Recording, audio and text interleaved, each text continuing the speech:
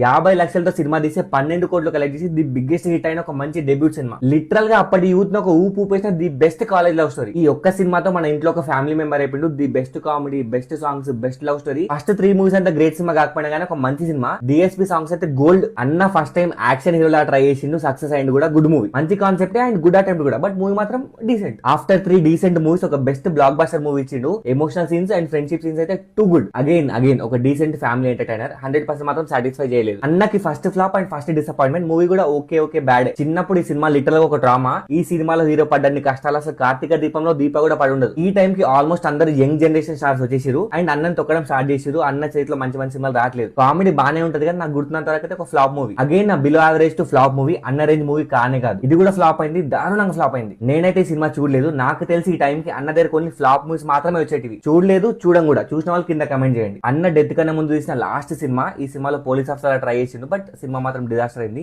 Last 5-6 movies లో ఒక్క cinema block buster అయినా అన్న బతికేటోడు. ఇంకా మంచి మంచి మూవీస్ తీస్తాడేమో. వినిసి అన్న.